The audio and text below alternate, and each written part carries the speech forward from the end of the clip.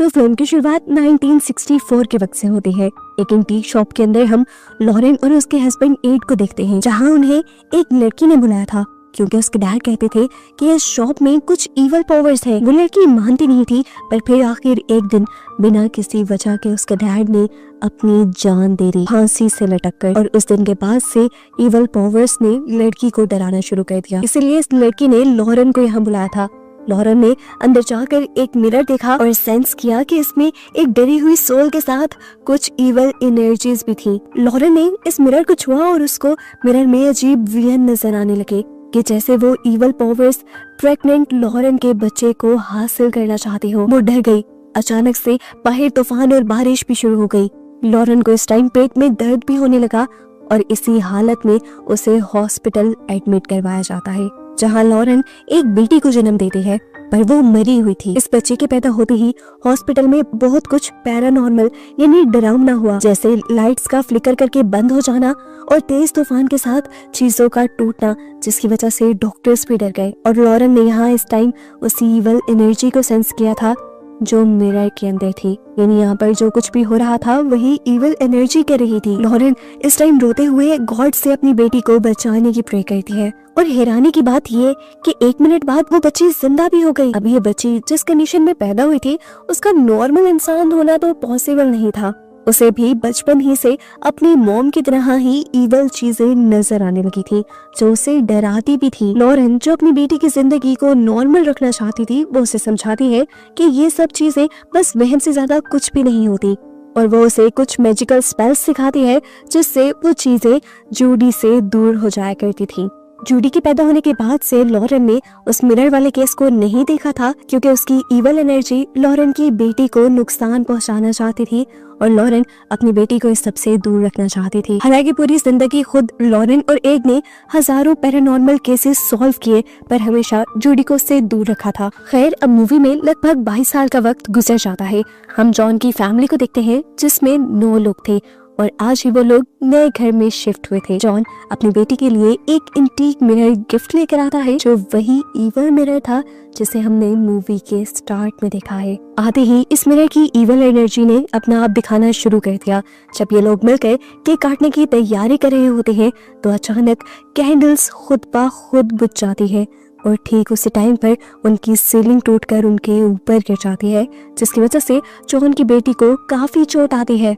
इस time scene cut होकर हमें बताया जाता है कि ये सब एक सच्ची कहानी पर बनाया गया है और लॉरेन और एड की लाइफ का ये सबसे खतरनाक पैरानॉर्मल केस था जिसने उनकी लाइफ पर भी असर डाला था। खैर, मूवी दोबारा कंटिन्यू होती है और हम लॉरेन को अपने घर पर देखते हैं जो अपनी फैमिली के साथ डिनर कर रही थी। तभी वो अपनी बेटी जूडी के कंधे पर किसी इवल एनर्जी का हाथ देखती है जिसे जूडी खुद भी देख पा रही थी। लॉरेन इशारे में उसे रिलैक्स रहने का कहती है और उसे वही स्पेल बोलने का इशारा करती है जिससे वो इवल एनर्जी को भगाया करते थे और वो खुद भी वही पढ़ने लग जाती है जिससे वो हाथ गायब तो हो जाता है। लेकिन आज पहली मर्तबा लॉरेन इन सब चीजों से डर गई थी क्योंकि उसने सेंस कर लिया था ये वैसे ही पावरफुल एनर्जी थी जो जूडी के पैदा होने पर उसके सामने आई थी। अब सीन कट होकर हमें दोबारा उसी घर को दिखाया जाता है जहाँ पर वो मिरर गया था। यहाँ पर एक डॉल आवाजें करते हुए हवा में उड़ने लग जाती है और ये सब जॉन की बेटी की आंखों के सामने होता है। इसी घर में हम जैनेट को भी देखते हैं जो जॉन के बेटे की वाइफ थी। उसे भी कपड़े धोते हुए अपने पीछे किसी की आहट महसूस होती है। इसके बाद हम जैनेट को किचन में देखते हैं। वो किसी से फोन पर बात कर रही थी तो कोई पीछे से उसकी फोन की लाइन को खींचने लगता है। उसे लगा कि बच्चे कर रहे होंगे, लेकिन वहां तो बच्चे थे ही नहीं और ये एहसास होने के बाद जैनेट बहुत ज्यादा डर गई। दिखाया जाता है कि जॉन की बेटी जिसने डॉल को हवा में उड़े हुए देखा था वो उसी डॉल के पीछे एक बूढ़ी भूत को भी देख लेती है। वो बच्चे इतनी ज्यादा डर चुकी थी कि रात में जॉन यानी उसके डैड और अपने भाई के घर आने पर वो ये सारी बातें उन्हें बताती है। सारे उसकी बातों पर यकीन नहीं करते, पर जैनेट को यकीन आ रहा था कि जरूर इस घर में कुछ गड़बड़ है क्योंकि इसके साथ भी सुबह से अजीबोगरीब काम हो रहे थे। इधर हम देखते हैं कि हेदर जिसके ऊपर पहले वो सीलिंग गिरी थी वो अपनी बहन से कहती है कि मुझे ये मिरर ठीक नहीं लग रहा, स्पेशली इसके ऊपर बने हुए ये मुंह मुझे बहुत ही ज्यादा डराते हैं। ये सुनकर हालांकि उसकी बहन उसे चिढ़ाती भी है लेकिन फिर वो हैदर की मदद करती है और ये लोग उस मिरर को उठाकर घर से बाहर फेंकने के लिए ले जाते हैं। सुबह होते ही दिखाया जाता है कि उस मिरर को म्यूनिसिपल वाले ले जा रहे थे और जैसे ही मिरर म्यूनिसिपल ट्रक के अंदर गिरता है तो टूट जाता है और उसके टूटते ही यहाँ दूसरी तरफ जॉन की बेटी को खून की उल्टी होना शुरू हो जाती है और मिरर जो कि ट्रक में टूटा था उसी मिरर के टूटे हुए टुकड़े उसके मुंह से निकलने लगते हैं। लड़की की ये हालत देखते हुए वो लोग उसे डॉक्टर के पास तो ले गए थे, लेकिन अब सबको इस बात पे यकीन आ गया था कि इस घर में कुछ ना कुछ गड़बड़ जरूर है। सीन कट होकर हम एड को यानी लॉरेन के हस्बैंड को डॉक्टर के पास देखते हैं और डॉक्टर उसे बताता है कि तुम्हारे दिल की हालत अब अच्छी नहीं रही, तुम्हारा दिल एक और हार्ट अटैक नहीं सह पाएगा, तो इसीलिए तुम्हें अब अपना बहुत ज्यादा ख्याल रखना होगा और जो कुछ तुम करते हो वो तुम्हें छोड़ना पड़ेगा।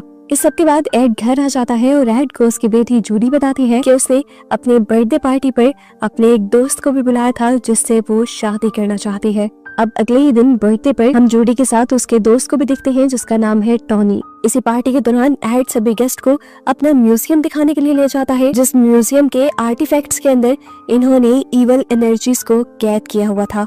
आसान लफ्जों में कहें, जैसे बोतल के अंदर जिन कैद किए जाते हैं, इसी तरह उन्होंने इवल एनर्जीज को इन पेंटिंग्स पे कैद किया हुआ था। एड के साथ सभी गेस्ट उसका म्यूजियम देखने के लिए चाहते हैं, पर टोनी नहीं चाहता क्योंकि वो काफी डरा हुआ था। वो जूडी के साथ उसके रूम में आ जाता है और जूडी को रूम में आते ही अपनी रॉकिंग चेयर के ऊपर एनाबेल डॉल दिखती है, जिससे वो हमेशा से बहुत ज्यादा डरती थी। इस टाइम क्योंकि टोनी उसके पास था तो उसने अपने आप के ऊपर जल्दी कंट्रोल पा लिया और एनाबेल की सोचों से वो बाहर निकल आई। इतने में ही यहाँ पर लॉरेन आ जाती है जो टोनी को बताती है कि प्लेइंग रूम में एड तुम्हारा इंतजार कर रहा है और इसके बाद वो जूडी से पूछती है तुम्हारे साथ आजकल क्या चल रहा है, तुम इतना ज्यादा डरने क्यों लगी हो। जूडी उसे कहती है मॉम मैं नहीं जानती कि ये सब क्या हो रहा है। तब लॉरेन उसे कहती भी है मैं जानती हूँ कि तुम एक मीडियम हो, तुम ऐसी चीजों को सेंस कर सकती हो, लेकिन मेरी एक बात याद रखना, तुम इन चीजों में कभी मत पड़ना क्योंकि इन्हीं चीजों की वजह से मेरी लाइफ भी बर्बाद हो चुकी है। खैर कुछ ही देर में टॉनी लॉरेन से जूडी और उसकी शादी की बात कर लेता है और यहाँ पर जूडी को प्रपोज भी कर देता है। इसी दौरान हम देखते हैं कि चर्च के फादर भी लॉरेन और एड से एक फैमिली के बारे में बात करने के लिए आए थे जो बहुत ज्यादा परेशान थी और ये असल में जॉन की फैमिली के बारे में बात कर रहे थे जिनके घर में आजकल बहुत ही डरावनी चीजें हो रही थी। वो लॉरेन और एड से रिक्वेस्ट करते हैं उस फैमिली की मदद करने की। एड तो मान भी चाहता है पर लॉरेन मना कर देती है क्योंकि उसे अभी सिर्फ अपनी बेटी की शादी पर ध्यान देना था। अब सीन कट होकर हमें उसी घर का सीन दिखाया जाता है जहाँ पर सभी बहुत ज्यादा परेशान है। जॉन और उसका बेटा भी जब घर आए तो वो काफी परेशान लग रहे थे। जॉन की बेटी जिसके मुंह से कांच निकला था वो इतना ज्यादा डरी हुई थी कि वो जॉन से लड़ने लग जाती है कि उन सबको इस घर से निकाल कर किसी होटल में ले जाया जाए, पर जॉन और उसके बेटे के पास इतने पैसे नहीं थे कि सब लोग होटल में रह सके। मजबूरन इन सबको इसी घर में रह रहा था तो ये सब लोग सोने चले जाते हैं। जैसे ही आधी रात गुजरती है तो जॉन के बेटे की तबीयत बिगड़ने लग जाती है। हम उसे आधी रात में बेड से ऊपर होते हुए देखते हैं। वो हवा में लटक गया था और कोई इविल एनर्जी अब उसका गला पकड़कर दबाने भी लगी थी, जिसकी वजह से उसकी तबीयत बहुत ज्यादा बिगड़ गई थी। सुबह में हम जॉन की बेटी को देखते हैं जिसके ऊपर पहले ही दिन आते ही सीलिंग टूट कर गिरी थी। वो उस दिन की वीडियो देख रही थी और अचानक से वो डर गई क्योंकि उसने वीडियो में अपने साथ खड़े हुए किसी एंटिटी को देख लिया जिसने उस टाइम कैंडल्स बुझाई थी। अब क्योंकि ये लड़की वही एंटिटी वीडियो में देख चुकी थी तो एकदम से वो एंटिटी उसके सामने भी आ जाती है। ये एक लंबा सा मर्द था जिसके बड़े बड़े बाल थे और वो गुस्से में कुल्हाड़ी लिए उसे मारने के लिए उसकी तरफ भी बढ़ता है और यहाँ वो लड़की जोर से चिल्ला देती है और उसके चिल्लाने से सभी घर वाले जाग जाते हैं क्योंकि एक ही टाइम में घर के दो लोगों के साथ इतना डरावना सीन हुआ था तो सभी लोग घबरा चुके थे। इसीलिए सुबह होते ही जेनेट और उसका हस्बैंड जैक मीडिया को बुला लेते हैं और अपनी प्रॉब्लम्स मीडिया के सामने रख देते हैं। उनकी ये कहानी बहुत जल्द ही मशहूर हो जाती है कि किस तरह एक फैमिली को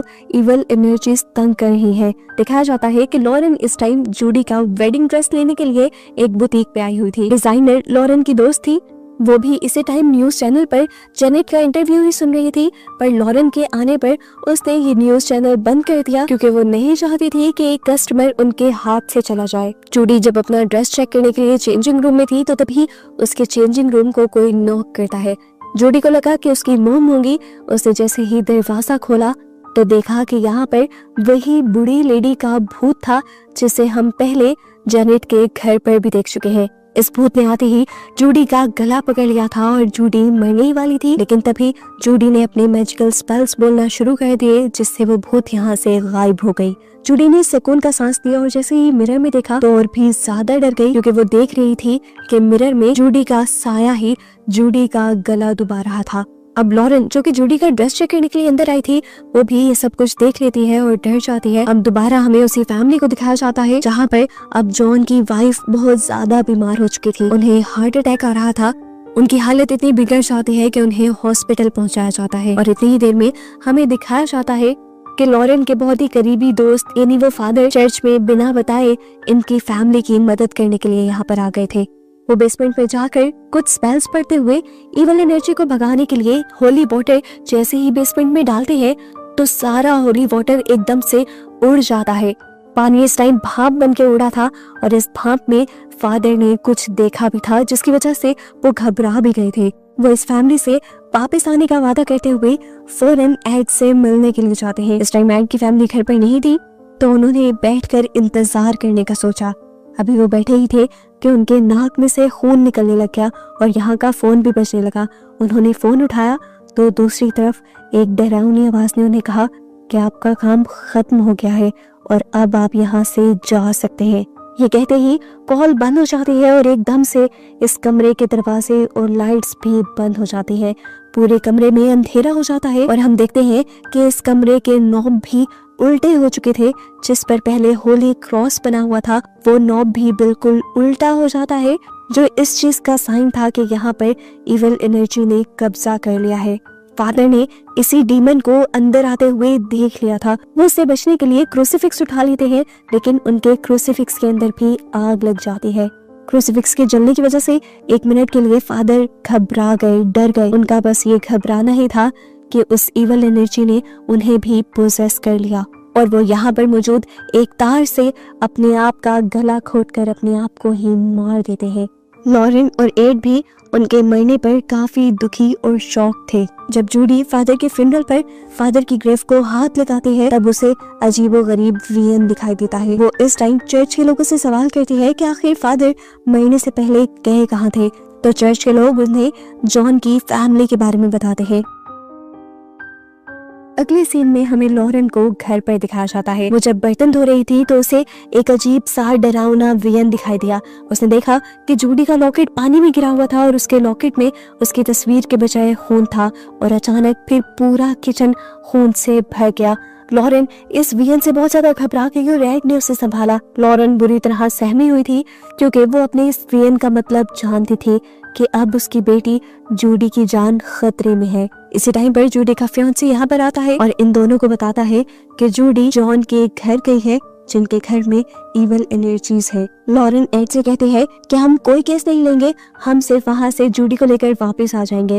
लेकिन जब ये लोग वहाँ पर गए तो इन लोगों ने देखा कि जैक और जैनेट पहले से ही इन लोगों का इंतजार कर रहे थे। इनके आने से बहुत ज्यादा खुश होते हैं और बताते हैं कि फाइनली कोई एक्सपर्ट तो उनकी हेल्प के लिए आया। वो बताते हैं कि वो मीडिया में हेल्प लेने के लिए गए थे, लेकिन लोगों ने उनके खिलाफ अजीबोगरीब बातें बनाना शुरू कर दी हैं कि जैसे वो लोग ये सब एक ड्रामा कर रहे हैं। ये सारी बातें सुनने के बावजूद भी लॉरेन यहाँ से जाना चाहती थी, अपने फैसले पर अटल रहना चाहती थी, पर जूडी उसे रोक लेती है और कहती है आपने हजारों लोगों की मदद की है तो हम इस फैमिली की मदद क्यों नहीं करें। वो कहती है देखें, फादर की मौत का राज भी इन्हीं के घर में छुपा हुआ है और मैं भी ये चाहती हूँ कि आप दोनों इनकी मदद करें। इस तरह लॉरेंस और एड उनकी मदद करने के लिए मान जाते हैं। एड अब अपनी जरूरत की चीजें यहाँ पर मंगाता है और अपना रिकॉर्डर ऑन करके इस फैमिली का इंटरव्यू लेना शुरू कर देता है कि आखिर उनके साथ हुआ क्या क्या था। लॉरेन यहाँ पर चीजों को टच करते हुए कुछ फील करने की कोशिश करती है और जूडी सभी बच्चों को लेकर एक रूम में चली जाती है ताकि वो इन सब चीजों में घबराए ना। लॉरेन इसी घर को चेक करते करते ऊपर चली जाती है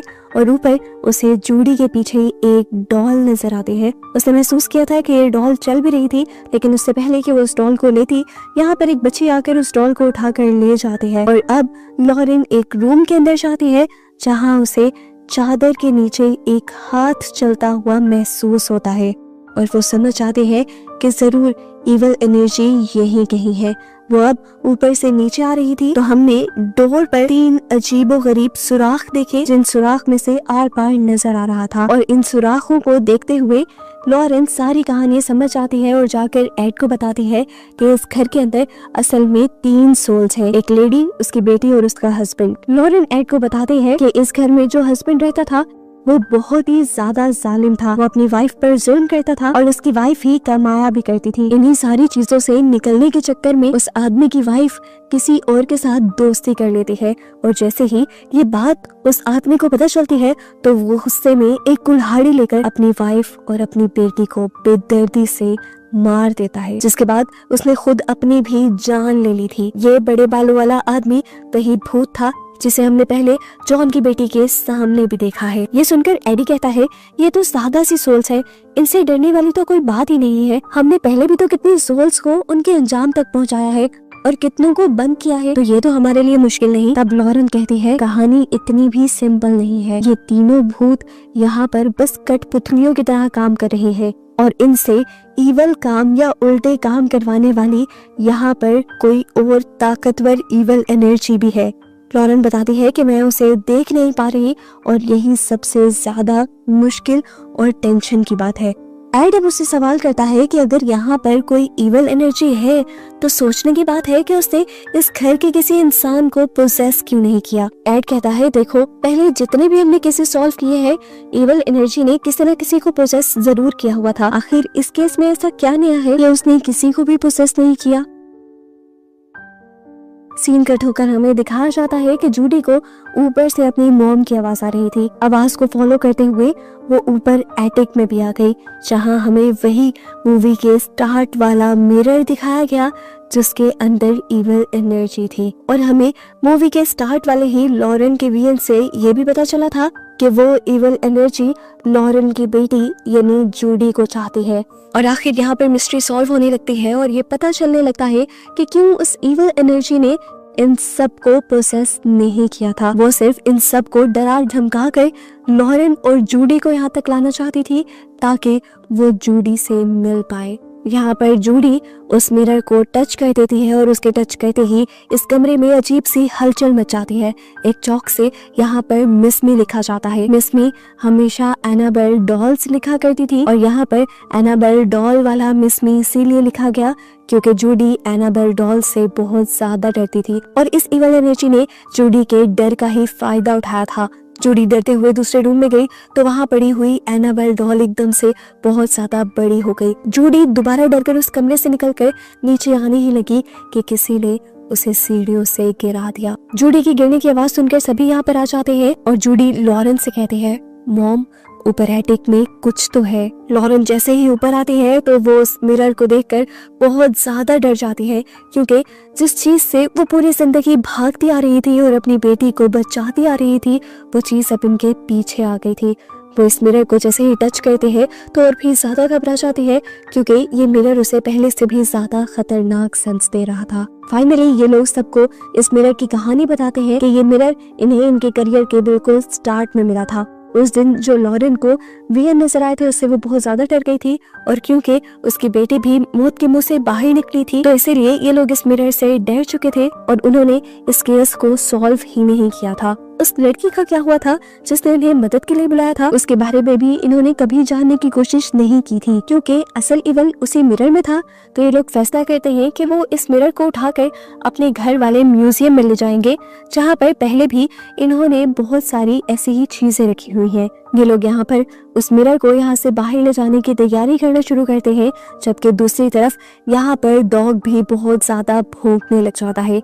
इन लोगों ने मिरर के ऊपर चादर बांधकर उसके ऊपर काफी सारी बेल्ट भी लगा दी थी ताकि मिरर के ऊपर से ये चादर ना उतरे और ये लोग मिरर में ना देख पाए। ये लोग उस मिरर को उठा तो लेते हैं लेकिन एकदम से वो मिरर बहुत ज्यादा भारी हो जाता है। एड जानता था कि ये सब कुछ वही शैतान कर रहा है क्योंकि वो नहीं चाहता कि इस मिरर को घर से बाहर लेकर जाया जाए। यहाँ टोनी जिसका काम था गाड़ी स्टार्ट करने का, गाड़ी भी अब स्टार्ट नहीं हो रही थी और दूसरी तरफ जूडी की भी तबीयत बिगड़ती जा रही थी। जबकि यहाँ हमें दिखाया जाता है कि मिरर के ऊपर की बेल्ट्स भी खुलने लग जाती हैं और एकदम से उसके ऊपर का कपड़ा हट जाता है और उसके अंदर जैक देख भी लेता है। उसके मिरर में देखते ही इवल एनर्जी उसके ऊपर हावी हो जाती है और उसे उठाकर सीढ़ियों में फेंक देती है। अकेला एड उस मिरर को नहीं संभाल पाता और मिरर नीचे गिर जाता है। इधर दिखाया जाता है कि टोनी किसी तरह कार स्टार्ट करके उनके घर के सामने लाया ही था कि उसकी गाड़ी के सामने वही बूढ़ी लेडी की भूत आ गई, जिसकी वजह से उसकी गाड़ी का एक्सीडेंट होते होते बचा। यहाँ पर सारा शोर सुनकर लॉरेन बाहर आई तो उसे भी कुछ अजीब महसूस हुआ। उसने फौरन जूडी को जाकर देखा और लॉरेन के यहाँ आते ही वो इवल एनर्जी इनसे कहती है, आओ लॉरेन आओ, कब से तुम्हारा और जूडी का ही तो इंतजार कर रहे थे हम। जूडी हमारी है और हम जूडी को लेकर जाएंगे। इससे पहले कि लॉरेन कुछ भी कर पाती, यहाँ पर जूडी जुनून में उठकर लॉरेन को धक्का दे देती है और लॉरेन बेसमेंट में जाकर गिरती है।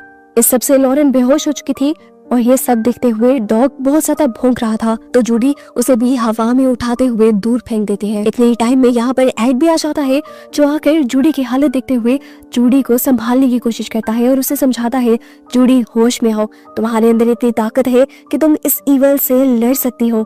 यहाँ जूडी तो होश में नहीं आती, उल्टा ईवल एड के ऊपर भी अपना हमला कर देता है और उसके दिल को किसी तरह से मोड़ देता है, जिसकी वजह से एड की हालत भी बिगड़ने लग जाती है और उसे एक और मर्तबा हार्ट अटैक आ जाता है। वो जब अपनी मेडिसिन लेना चाह रहा था, उसकी मेडिसिन भी उसकी पॉकेट से निकलकर नीचे गिर जाती है। टॉनी जो बाहर से इस घर के अंदर आना चाहता था, इस घर के सारे दरवाजे लॉक हो चुके थे और अब वो घर के अंदर आने के लिए बेसमेंट का रास्ता चुनता है, जहाँ हम पहले भी लॉरेन को देखते हैं और उसके साथ उसी कुल्हाड़ी वाले भूत को भी, जो भूत उसे मारने ही वाला था, लेकिन ठीक टाइम पर टॉनी ने आकर उसे बचा लिया। और इस टाइम पर हमें उस भूत की वाइफ भूतनी को भी दिखाया गया, जिसने टॉनी की मदद की थी बेसमेंट का दरवाजा खोल के इस घर में आने में। अब टॉनी लॉरेन को संभालते हुए ऊपर ले जाता है, जहां हम देखते हैं कि एड भी अपनी दवाई को हासिल करके अपनी दवाई ले चुका था और उसकी तबीयत भी बेहतर हो गई थी। ये सब लोग अब उस इवल एंटिटी से लड़ने के लिए तैयार हो गए थे। वो जानते थे कि ये इवल एंटिटी सिर्फ जूडी के पीछे है। एड और लॉरेंस यहाँ रहने वाली पूरी फैमिली को घर से बाहर भेज देते हैं और अब अपनी बेटी जूडी को बचाने का मिशन स्टार्ट करते हैं। दिखाया जाता है कि उस इवल एंटिटी ने जूडी को हवा में लटकाया हुआ था। इन लोगों के वहाँ आते ही वो एंटिटी जूडी को नीचे फेंक देती है और जूडी की सांसें बंद हो जाती है। ये लोग जूडी को सीपीआर देते हैं और तभी एड की भी तबीयत बिगड़ने लग जाती है। लॉरेन इस टाइम अपने कंधे पर उस इवल एंटिटी का हाथ देखती है, लेकिन वो घबराती नहीं, बल्कि वो कुछ स्पेल्स बोलने लग जाती है, जिसकी वजह से जूडी और एड के ऊपर से भी कुछ वक्त के लिए उस इवल का कब्जा खत्म हो जाता है। उस इवल एंटिटी ने इन दोनों को तो छोड़ा था, पर अब टॉनी को पकड़ लिया था। यहाँ पर वो मिरर जो था एकदम से उठकर वो तेजी से इस कमरे में घूमने लग जाता है और टॉनी के ऊपर गिर जाता है। ये सब देखते हुए एड जल्दी से एक्सोर्सिज्म शुरू करते हैं और अपनी बाइबल उठाकर उसे पढ़ने लग जाते हैं। एक्सोर्सिज्म होता देखकर उस इवल एंटिटी को इतना ज्यादा गुस्सा आ जाता है कि वो एड की बाइबल के अंदर ही आग लगा देता है और एड का हाथ भी जलने लग जाता है। यहाँ तक कि उसने एड को अपनी ताकत से खामोश भी कर दिया था, लेकिन एड ने इतनी जल्दी हार नहीं मानी। अपने आप को वो होश में लेकर आया और उसने दोबारा से बाइबल की वर्स पढ़ना शुरू की। हिम्मत करते हुए एड उसी बाइबल को अब शीशे के ऊपर लगा देता है, जिसकी वजह से वो इवल एंटिटी और भी ज्यादा तड़पने लगी थी। अपने आप को इस तकलीफ से बचाने के लिए वो इन सबको निकालना चाहती थी इस कमरे से, लेकिन सब यहाँ पर डटे रहे। जूडी और लॉरेन दोनों समझ चुके थे कि अब उनके उस मैजिकल स्पेल से काम नहीं होगा, अब उन्हें अपने अंदर की ताकतें दिखानी होगी। इसीलिए वो दोनों भी मिलकर अपना हाथ बाइबल के साथ साथ उसी मिरर पर रख देते हैं और कुछ पढ़ने लग जाते हैं। ऐसे वो इवल उसी शीशे के अंदर कैद हो जाता है और इनकी जिंदगी नॉर्मल हो जाती है। जूडी, लॉरेन और जॉन की पूरी फैमिली की जान इस तरह उस इवल एंटिटी से बच जाती है। मूवी के एंड पर हमें टॉनी और जूडी की शादी दिखाई जाती है। इसके कुछ टाइम बाद लॉरेन एड को बताती है कि उसने अपने फ्यूचर के विजन्स देखे हैं, जहाँ पर वो लोग ग्रैंड पेरेंट्स भी बन गए हैं और उनकी लाइफ बिल्कुल आसान हो गई है। वो लोग अपने केसेस के बारे में इंटरव्यूज भी दे रहे हैं और अब सभी लोग उनकी कहानियों पर बिलीव करेंगे। लॉरेन के इस विजन के मुताबिक सच में ऐसा ही हुआ। सालों बाद लोगों ने उनकी कहानियों पर एतबार करना शुरू कर दिया। उनके बहुत सारे केसेस की फुटेजेस भी हमें यहाँ पर दिखाई गई और इसी के साथ ये मूवी यहाँ पर खत्म हो गई।